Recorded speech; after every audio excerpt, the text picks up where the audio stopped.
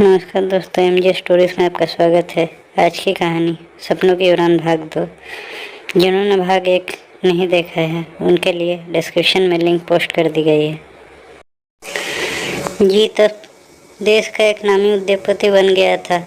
उसने शहर के पॉश इलाके में एक बड़ा बंगला खरीदा और अपनी माँ, पिताजी और छोटी बहन रिद्धि के साथ वहाँ शिफ्ट हो गया। इन दिनों उनकी मुलाकात आशिका से हुई, जो श्री कपूर के क्रिएटिव टीम की हेड थी। आशिका और जीत दोनों को ही एक दूसरे का साथ अच्छा लगा।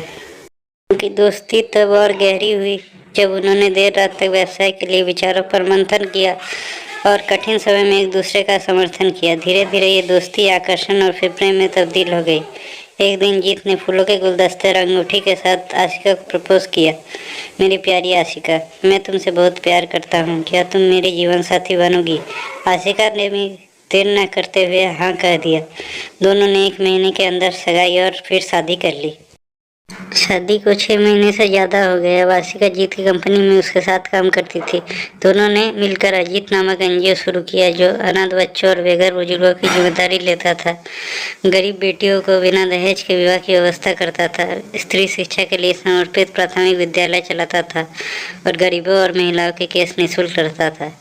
उद्यमिता के बवंडर के बीच आशिका के साथ रिश्ता जीत के लिए एक मजबूत सहारा बनकर उभरा।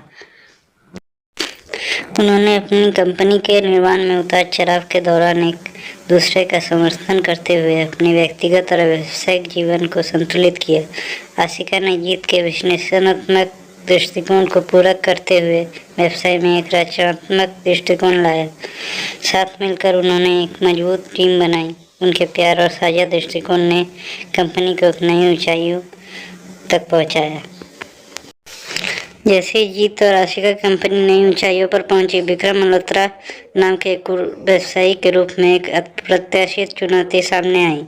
विक्रम एक प्रतिद्वंदी उद्यमी था, जो बाजार पर हावी होने के लिए अपनी कठोर रणनीति और बेईमान तरीकों के लिए जाना जाता था। विक्रम कुछ समय से नवीकरणीय ऊर्जा क्षेत्र पर नजर गड़ाए हुए था और जीत और आशिका की कंपनी को प्रमुखता से बढ़ते देख रहा था। उन्होंने उन्हें अपनी महत्वाकांक्षाओं के लिए प्रमुख खतरे के रूप में देखा। रास्ते में किसी भी प्रतिस्पर्धा को कुचलने के लिए दृढ़ संकल्पित विक्रम ने जीत और उसकी कंपनी के खिलाफ एक बदनामी अभियान चलाया और उसके उत्पादों की गुणवत्ता और व्यावसायिक प्रथाओं के बारे में झूठी अफवाहें फैलाई। जीत और आशिका अचानक हुए घटनाक्रम से स्तब्ध रह गए। उन्होंने झूठे आरोपों का मुकाबला करने के लिए अथक प्रयास किया, लेकिन विक्रम के प्रभाव और संसाधनों ने उन्हें एक महत्वपूर्ण चुनौती पेश की। उनकी कंपनी को कुछ वित्तीय असफलताओं का सामना करना पड़ा, क्योंकि ग्राहकों को उनकी विश्वसनीयता पर संदेह होने लगा। कुछ ही महीनों में जीत और आशिका ने खुद को अनिश्चित स्थिति में पाया। उन्होंने अपनी कंपनी की प्रतिष्ठा को बचाने के लिए जी जान से संघर्ष किया।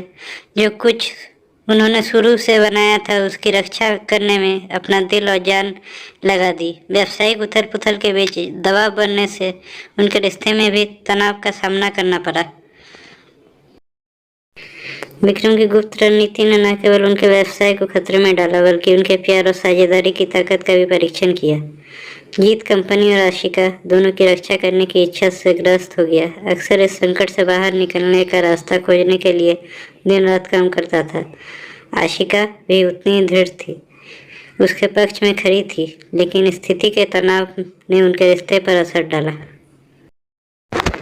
जब ऐसा लग रहा था कि सारी उम्मीदें खत्म हो गई, तभी जीत और आशिका ने सफलता हासिल की। उन्होंने विक्रम की पिछली व्यावसायिक परियोजना में कुछ घोटालों के सबूत खोजे और उसे अधिकारियों के सामने पेश किया। विक्रम के धोखे का पर्दाफाश हो गया, जिसके कारण उसे कानूनी परिणाम भुगतने पड़े और उसकी अपनी प्रतिष्ठा धूमिल हुई।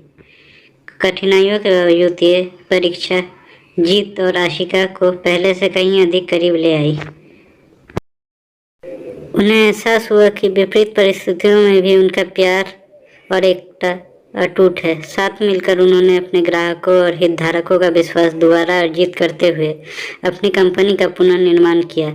जैसे ही उन्होंने संघर्ष से जीत तक की अपनी यात्रा पर नजर डाली, जीत और आशिका को पता चला कि उनके प्यार ने न केवल तूफान का सामना किया है, बल्कि उन्हें मजबूत व्यक्तियों में भी बदल दिया है, जो के रास्ते में आने वाली किसी भी चुनौती का सामना करने के लिए तैयार है। समाप्त। इसी के साथ ये कहानी समाप्त होती है दोस्तों। अगर कहानी पसंद आई हो तो कृपया लाइक, सब्सक्राइब और शेयर करें। धन्यवाद।